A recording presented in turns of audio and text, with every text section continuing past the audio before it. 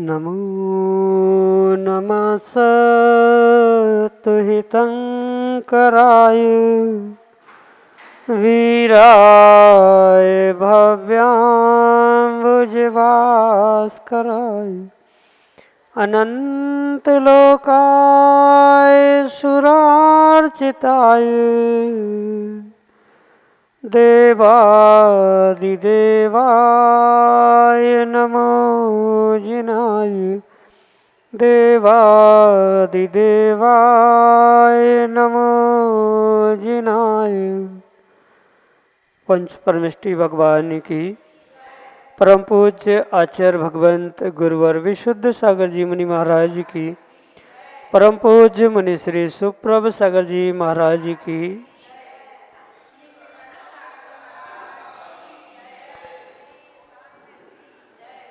समीचीन विकल्पों का सम्यक समाधान, सम्यक ज्ञान की वह अनूठी विधा जो हमारे लिए कल्याण का पथ प्रदान करने वाली है।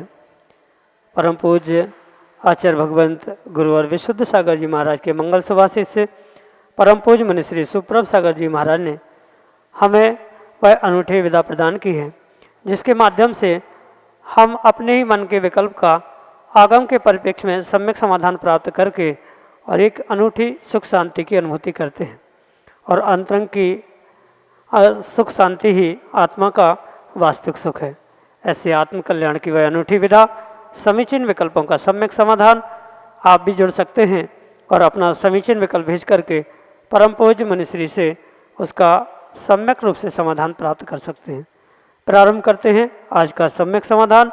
और आज के पहले विकल्प के लिए श्रीमती चंदा जैन, डॉक्टर मगन जैन, आष्टा मध्य प्रदेश से महाराज श्री के श्री चरणों में कोटि कोटि नमोस्तु निवेदित करते हुए अपना समीचीन विकल्प रख रहे हैं कि गुरुदेव, मोक्ष मार्ग में विशेष कार्यकारी संवर तत्व का सैद्धांतिक स्वरूप क्या है?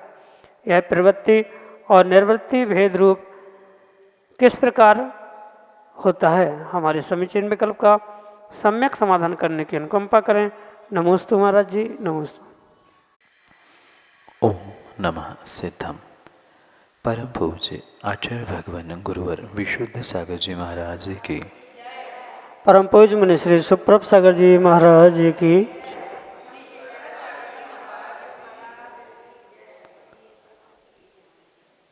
जीव जो कर्मों का आश्रव करता है, उस आते हुए कर्मों के आश्रव को रोकना ही आगम के परिप्रेक्ष्य में संवर का स्वरूप का। संवर यानी सम्यक प्रकार से वरना, रोकना, ये संवर कहलाता है। प्रतिपल प्रतिक्षण जो जीव अपने मन वचन काय रूपी योगों के द्वारा कर्मों को आमंत्रण देता है, जिसे सिद्धांत में आगम में आश्रव कहा जाता है, उस आश्रव के द्वार को बुद्धिपूर्वक विवेकपूर्वक रोकना, उसे ही संवर कहा जाता है। जैसे संवर के लिए अनेकानेक निमित्त आचार्य भगवंतों ने बताए हैं। आश्रव बंध के विपरीत रूप जो चारित्र, परिचय, जय, धर्म, अनुप्रेक्षा आदि रूप जो ये संवर के भेद या संवर के लिए निमित्त कहे हैं, उन्हें उन्हीं प्रकार से बहुत विवेकपूर्वक समझने की आवश्यकता। तभी इस संवर के सैद्धांतिक पक्ष को सिद्धांत के रूप में समझने की संभावना हो सकती है। मतलब जो जीव अपने इन भावों के माध्यम से, चाहे मन के भाव हो या वचन हो या शरीर की कायजन्य क्रिया क्यों न हो, इन योगों के निमित्त से व्रत, समिति, गुप्ति, चारित्र, परिचय, जय, अनुप्रेक्षा, धर्म आदि के माध्यम से जो इन कर्मों को रोकने का प्रयास करता है, वह कर्मों के आने के द्वार को रोक लेना, यही संवर के रूप में स्वीकार किया जाता है। उसके दो भेद तो आपने शायद समझे ही होंगे, भाव संवर और द्रव्य संवर। जो साक्षात द्रव्य कर्मों का आना रुक रहा है वह द्रव्य संवर है, और जिन भावों के निमित्त से वह द्रव्य संवर हो रहा है उसे भाव संवर के रूप में स्वीकार किया जा सकता है। क्योंकि आश्रव के भी, बंध के भी दो भेद भाव और द्रव्य रूप किए हैं, वैसे ही संवर के भी ये दो भेद हमें आगम के परिप्रेक्ष्य में समझने होंगे, और तभी ये संवर प्राप्त करने के लिए जीव पुरुषार्थरत हो सकता है। आवश्यकता नहीं है कि संवर प्राप्त करने के लिए जीव सर्वश्रेष्ठ अवस्था विशेष को ही प्राप्त करे। जैसे जैसे कुछ कुछ कर्मों का आश्रव होना गुणस्थान विशेष की अपेक्षा से समाप्त हो जाता है, तत्तद आश्रव बंध से बचते हुए उन प्रकृतियों का, उन कर्म प्रकृतियों का जीव ने संवर किया है, यही वहाँ पर समझने की आवश्यकता है। साथ में ये भी बात ध्यान रखनी होगी कि आश्रव तत्व के साथ जो निहित संवर तत्व है उसे भी कथनचित समझना होगा। मतलब शुभ आश्रव होते समय जो अशुभ का संवर ऑटोमेटिक हो रहा है, प्रतिपक्ष रूप हो रहा है, उसे भी वहाँ सिद्धांत के परिप्रेक्ष्य में समझना होगा। जहाँ जीव शुभोपयोग के माध्यम से अशुभ उपयोग से, अशुभ योग से बच रहा है, वहाँ नियम से अशुभ का आश्रव रुका, और जहाँ अशुभ का आश्रव रुका वहाँ शुभ के आश्रव के साथ साथ अशुभ का संवर भी स्वीकार करना होगा, तो ही अनेकांत से तत्वों का निर्णय यथार्थ रूप से हो सकता है। ये समझते हुए ही ये सैद्धांतिक पक्ष दोनों रूप से, मतलब आश्रव का प्रतिपक्ष भूत जो शुभ आश्रव के साथ अशुभ का संवर होना, साथ में शुभ का भी संवर करते हुए चारित्र के माध्यम से, परिचय आदि के माध्यम से शुभ की भी संवर निर्जरा को प्राप्त करना, ये विशेषता समझनी होगी। और निर्जरा के साथ भी संवर तत्व की भूमिका समझनी होगी, क्योंकि अगर मिथ्या दृष्टि निर्जरा करता है तो वह बिना संवर के निर्जरा मोक्ष मार्ग में प्रयोजन भूत नहीं होती। इसलिए संवर पूर्वक होए निर्जरा, जो संवर पूर्वक निर्जरा होती है वही मोक्ष मार्ग में कार्यकारी होती है, और वह तभी संभव है जब चारित्र, समिति, गुप्ति, धर्म, अनुप्रेक्षा आदि का आलंबन लेते हुए जीव अपने पुरुषार्थ को, यानी योगों को संभालते हुए पुरुषार्थ करने का प्रयास करता है। यही आपके लिए सम्यक समाधान। भव्य जैन उज्जैन मध्य प्रदेश से महाराष्ट्र के चरणों में बारंबार नमस्ते करते हुए अपना प्रश्न रख रहे हैं कि महाराज जी, रावण एक समय का पापी कहा जाता है और आगे वह तीर्थंकर बनने वाला है, ऐसे कैसे हो सकता है? हमारे समीचीन विकल्प का सम्यक समाधान करने की अनुकंपा करें। नमोस्तु महाराज जी, नमोस्तु। पाप करने वाला जीव मोक्ष नहीं जा सकता, तीर्थंकर भगवान नहीं बन सकता, ऐसा नहीं।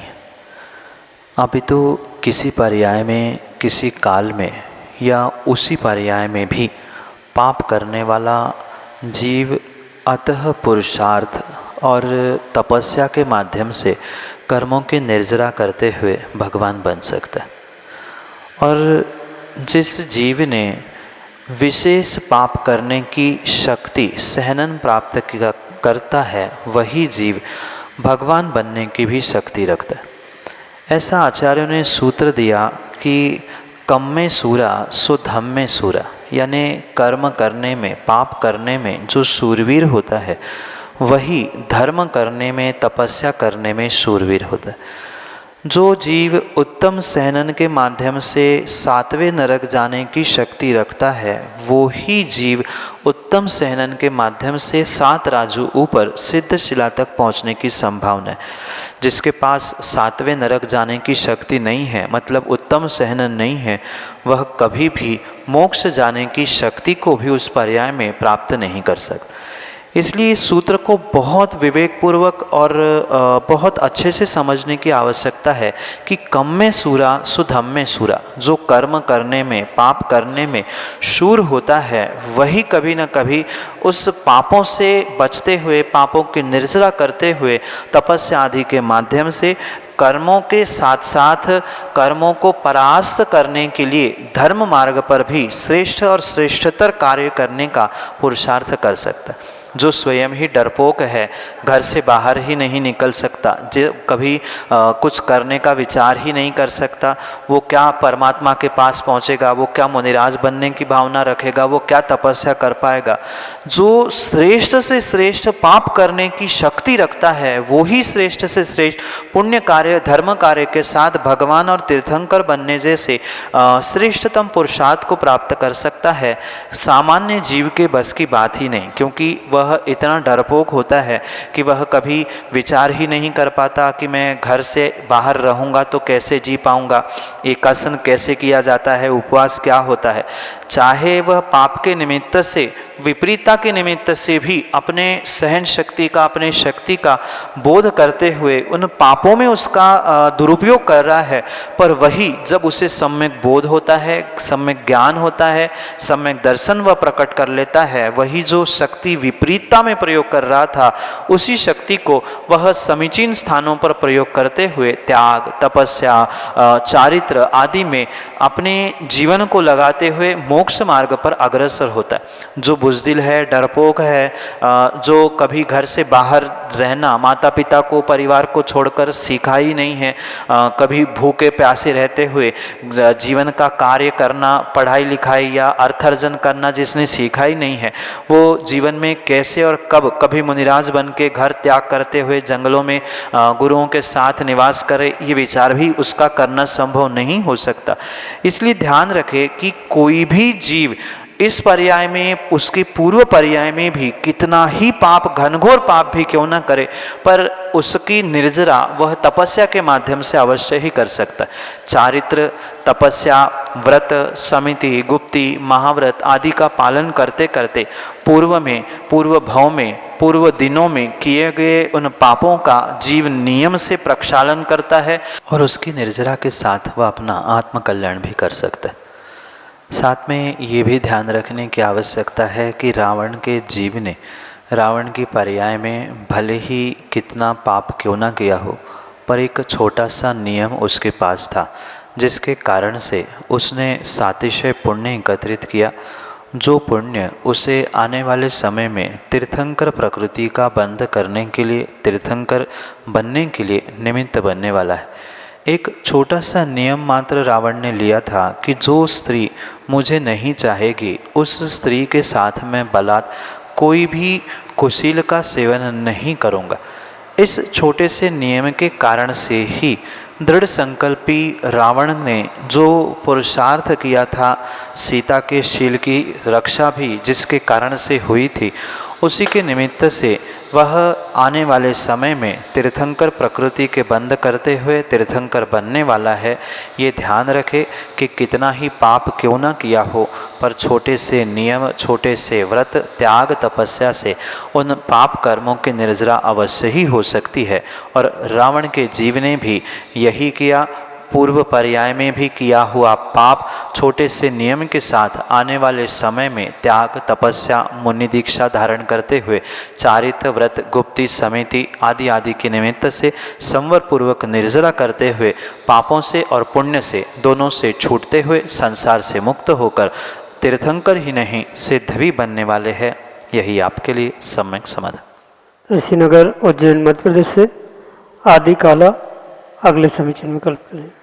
गुरुवर के चरणों में बारंबार नमोस्तु। गुरुवर, मेरा प्रश्न है कि एक जैन दिगंबर मुनि की दिनचर्या क्या होती है? कृपया कर हर एक अंश को थोड़ा सा विस्तार में बताइए। नमोस्तु गुरु। निर्ग्रंथ दिगंबर मुनिराज अपने दिनचर्या में 5 समिति, 5 महाव्रत आदि 28 मूल गुणों को प्राप्त करते हुए, 28 मूल गुणों का परिपालन करते हुए प्रतिदिन 28 कृति कर्मों को प्राप्त करते। कृति कर्म यानी दिन में किए जाने वाले कार्य, जो कि 6 आवश्यक रूप निर्ग्रंथ मुनिराजों के लिए बताए गए। उन 6 आवश्यक 5 महाव्रत, 5 समिति, 7 शेष गुण, 5 इंद्रिय निरोध आदि के निमित्त से जो 28 मूल गुणों के साथ साथ वह स्वाध्याय करना, प्रतिक्रमण करना, सामायिक करना आदि जो उनकी दिनचर्या है उनको प्राप्त करते। क्योंकि कुछ मिनटों में 24 घंटों की दिनचर्या समझाना संभव नहीं है, पर संक्षेप में इतना ही समझने योग्य है कि निर्ग्रंथ मुनिराज ब्रह्म मुहूर्त में उठते हैं, मतलब लगभग 3-3:30 बजे वह निद्रा का त्याग करते हुए सबसे पहले रात्रिक स्वाध्याय करते हुए पहले स्वाध्याय की भक्ति के साथ स्वाध्याय करेंगे, स्वाध्याय के उपरांत प्रतिक्रमण करेंगे, यानी रात भर में लगे हुए उन दोषों का प्रक्षालन करने का प्रयास करेंगे प्रतिक्रमण के माध्यम से। और जैसे ही प्रतिक्रमण संपन्न होगा, प्रतिक्रमण के बाद निर्ग्रंथ मुनिराज सामायिक करते हैं, जिसमें 3 प्रकार की भक्तियों को करना अनिवार्य कहा जाता है। जो कि ये सामायिक है, सामायिक तो उनका चारित्र ही होता है, पर देव वंदना रूप त्रिकाल सामायिक वह निर्ग्रंथ मुनिराज करते। ये पहली सामायिक दिन की होती है। सामायिक के उपरांत स्तुति वंदना रूप आवश्यकों को वह प्राप्त करते हैं, जिसके बाद गुरु वंदना, आचार्य वंदना के निमित्त से जहाँ 3 भक्तियाँ की जाती है, उसके उपरांत प्रातः विधि यानी शारीरिक जो बाधाएं हैं उनका निवारण करते हुए प्रभु के दर्शन अगर सुलभ है, संभव है, तो भगवान के दर्शन करते हुए जैसा जिस स्थान पर वह विराजमान हैं, पूर्व काल में तो जंगलों में होते थे, तो कभी कोई श्रोता सुनने आता तो धर्मोपदेश देना या अपने ध्यान स्वाध्याय में लीन होना आदि कार्य करते हैं। पुनः दूसरा स्वाध्याय वह प्रातः विधि के उपरांत करते हैं। सुनने वाले कोई श्रोता है तो उनके लिए धर्मोपदेश देते हैं या स्वाध्याय के माध्यम से उनको समझाते। फिर अगर उपवास ग्रहण नहीं किया है तो वह एक भुक्ति रूपी मूल गुण का पालन करते हुए दिन में 1 बार आहार ग्रहण करने के संकल्प से तपस्या करते हुए, मतलब वृत्ति परिसंख्यात या रस परित्याग आदि आदि का तपों का परिपालन करते हुए वह आहारचर्या जो उत्कृष्ट कुलीन श्रावक है उनके घर में पहुंचकर करते हैं। उसके उपरांत जैसे ही वहाँ से लौटते हैं पुनः इरियापत प्रतिक्रमण करते हैं। आहार के निमित्त से, गमनागमन से, आहार ग्रहण करने से, मुनिराजों के निमित्त से जो भी हिंसा हुई है, जो भी पाप हुए हैं, उसका प्रतिक्रमण इरियापत प्रतिक्रमण के निमित्त से भी करते। उसके उपरांत पुनः दूसरी सामायिक मध्याह्न काल में करते हैं। उससे जैसे ही सामायिक से निवृत्त होते हैं वह मध्याह्न के बाद की जो दोपहर के काल का स्वाध्याय होता है उस स्वाध्याय को भक्तिपूर्वक करते हैं। ये 28 कृतिकर्म भक्ति, कायोत्सर्ग आदि के निमित्त से कहे जाते हैं। तो इनकी ये श्रृंखला चल रही। दोपहर में स्वाध्याय के उपरांत पुनः शाम का समय आता है, तो शाम के समय में पुनः दिन भर किए गए पापों के प्रक्षालन के लिए दैवसिक प्रतिक्रमण करते। दैवसिक प्रतिक्रमण के बाद पुनः गुरु वंदना, आचार्य वंदना के निमित्त से जो गुरु परंपरा प्राप्त हुई है उनका स्मरण, उनको याद करते हुए सामायिक में लीन हो जाते हैं। और सामायिक के उपरांत रात्रिकालीन समझते हुए मौन धारण करते हुए अपना स्वाध्याय रूपी आवश्यक वहाँ प्रारंभ करते हैं।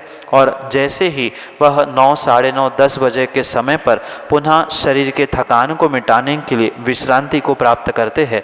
संक्षेप से यही निर्ग्रंथ मुनिराजों की दिनचर्या होती है। विस्तार से एक एक आवश्यक, एक एक कृति कर्म समझाने के लिए कई घंटे, कई दिनों की आवश्यकता है। अगर कभी आप पर्युषण पर्व के शिविर में संलग्न होंगे तो उसका लगभग ट्रायल वहाँ पर प्राप्त होता है। तो वहाँ और विस्तार से, और जब कभी समय मिले तो निर्ग्रंथ मुनिराजों के सन्निधि सानिध्य को प्राप्त करते हुए उनकी दिनचर्या को आप देख सकते हैं, समझ सकते हैं। यही आपके लिए सम्यक समझ। श्रीमती ममता जैन, ऋषिनगर, उज्जैन, मध्य प्रदेश से अगले समीचीन विकल्प करें। नमोस्तु महाश्री, नमोस्तु महाराष्ट्री। मेरा प्रश्न है कि स्वर्ग के देवी देवताओं का हेल्थ और हाइट अलग अलग होती है कि एक सी होती है? कृपया मेरी शंका का समाधान कीजिए। नमोस्तु महाराज जी, नमोस्तु नमोस्तु। स्वर्ग के सभी देवी देवताओं की हेल्थ, हाइट आदि समान हो आवश्यक नहीं। क्योंकि जीव जैसे कर्म का आश्रयबंध करता है, वैसा ही नाम कर्म के निमित्त से शरीर की अवगाहना, शरीर की ऊंचाई, शरीर का संस्थान, निर्माण, बंधन, संघात आदि आदि रूप वह प्राप्त करता, और उसी अनुसार उनकी ऊंचाई होना, उनके शरीर की आकृति होना आदि सब कुछ होता है।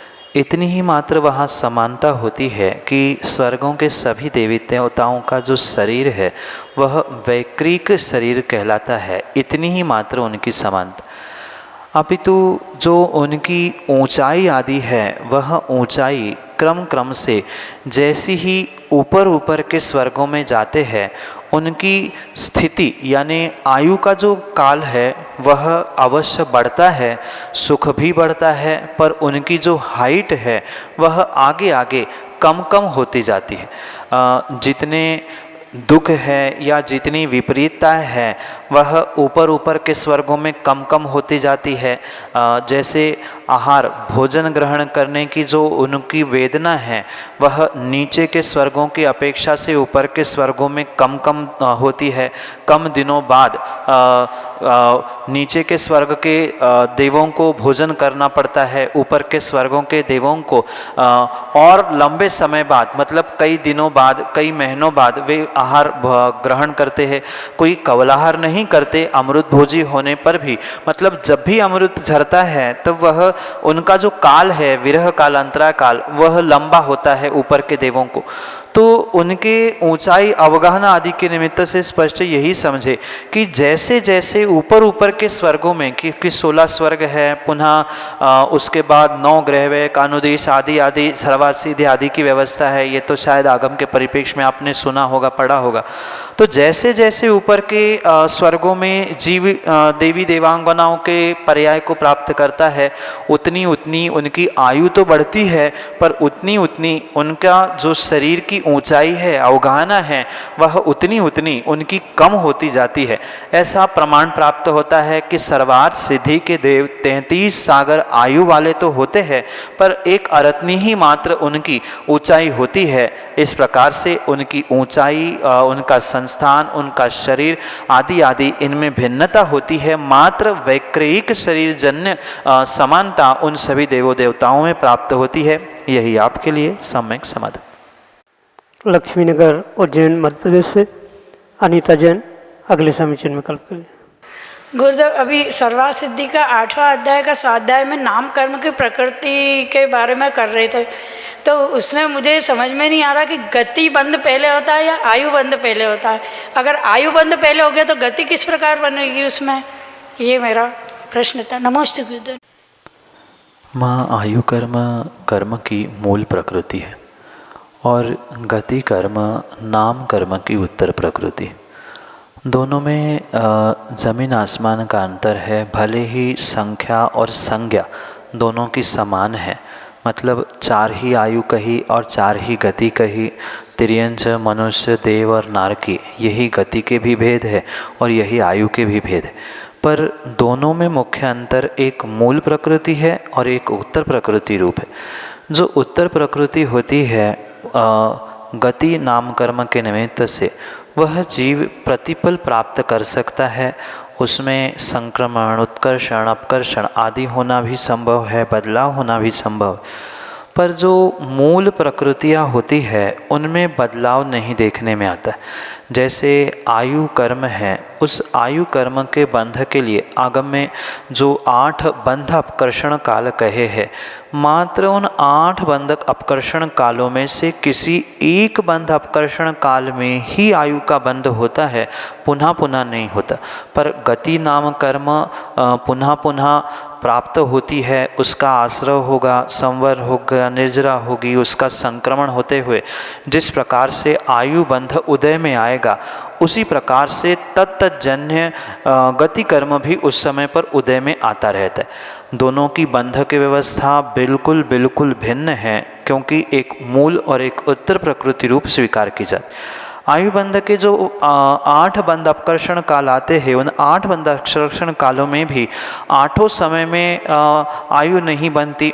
मात्र एक ही बार मतलब पहली बार बन गई तो आगे के 7 काल नहीं आएंगे, और बीच में कभी आई तो उसके बाद के नहीं आएंगे, या 8 कालों में नहीं आया तो अंतिम जब अंतर्मुहूर्त शेष बचता है तब आयु काल अगली पर्याय के लिए बनता है। और ये भी ध्यान रखने जैसी बात है कि आयु कर्म रूपी जो मूल प्रकृति है वह मात्र एक ही भव के लिए, अगले ही भव के लिए बनती है, जबकि गति नाम कर्म की उत्तर प्रकृतियाँ आने वाले और भी आयु के लिए और भी भवों के लिए प्राप्त हो सकती है, और उनके ही संक्रमण आदि के निमित्त से, बदलाव के निमित्त से ही वहाँ अगली पर्यायों में आने वाले अनेक पर्यायों के निमित्त से वह गतिबंध जीव करता है, पर मुख्यतः वहाँ आयुबंध की होती है। आयुबंध के अनुसार वह गतिबंध का परिणमन होते हुए वैसा ही वह उदय में आता है। यही आपके लिए सम्यक समाधान।